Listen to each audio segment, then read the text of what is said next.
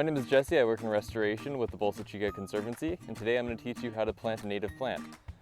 First, you'll need a few different things, primarily your native plant and an area to plant at. You'll need a shovel, or we're using a hand pick today because the soil is kind of hard, and you'll also need some water.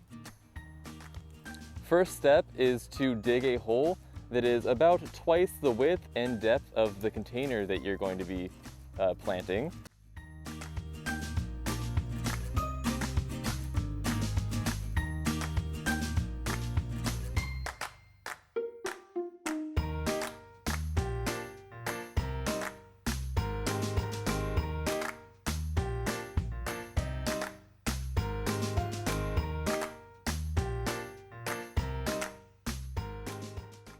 Once you have your hole dug, you're going to then fill it with water up to a certain point. We do this just to allow water to seep in directly where the roots are going to want to grow and give the plant a head start.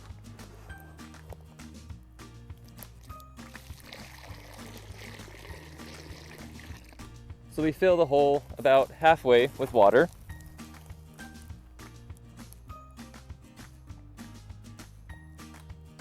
Then after you let it sit for a few seconds, you can add a little bit of your removed material, maybe a couple handfuls, and that will provide a soft layer at the bottom that's going to be really moist for the plant to grow into. Once your water is soaked in, you can start planting your plant. So to start, you're going to squeeze the sides of your container just to loosen the plant up a bit. And then you're going to carefully place your hand over the top of the soil in the container, and you're going to turn it upside down. And then with any luck, it'll come out on your first try.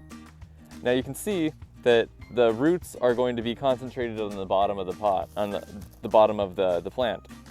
So you kind of want to loosen those up a little bit just to make sure they don't circle around and have a good place to head into. So once you do that, you're going to turn this back over and you're going to carefully put your plant in the ground. However, this plant is much too low for it to survive, so we need to add some soil back into the hole to raise the level. When doing this, you want to make sure you're breaking up any clods. You don't want it to be really rocky or full of hard bits of soil. It's going to make it harder for the plant to grow down into the substrate. So once you get your soil to the right level, to where the top of the soil from the container plant is at about level with the surrounding soil, you're going to start to fill in the sides.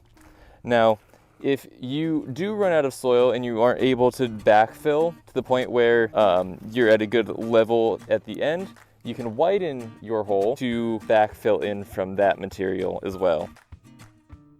So when widening, you're just gonna go to a gentle angle with your shovel or hand trowel. So you don't want the angle to be too steep. It'll hold too much water and can lead to your newly planted native to rot, which you don't want, of course. When backfilling, you want to make sure you're smoothing the soil and breaking up any large clods again. So when finished, you want there to be sort of a gentle basin around your plant. You don't want it to be too steep, like I said, because it'll hold too much water and can lead to some root rot or some other potential issues for your plant. So after you have your plant fully installed, the next step is to give it a good amount of water. We'll be using this jug today, but if you're at home, you can use your hose, of course. So you're gonna fill it, let the water drain, and repeat that step a couple times, just to make sure that the water is as deeply penetrated into the soil as possible. It's gonna give a good head start to this plant. So once you have all of your plants installed, you're going to want to make sure that you're irrigating that area fairly regularly, probably around once a week. Make sure you're watering for around half an hour, making sure the water is again seeping deep into the soil. The goal is infrequent deep waterings rather than frequent shallow waterings. If you are gardening with mulch or gravel, this is the time where you would fill in the basin with that material. However, you want to make sure that you didn't backfill in as much as we did with the surrounding soil. You want to make sure the basin's maybe a little bit deeper so you aren't overfilling and not having a reservoir for your plant. To find out more information about native plants, where you can find them, and what specific plants want to grow in, there are a couple good resources online. Calscape is a very good resource.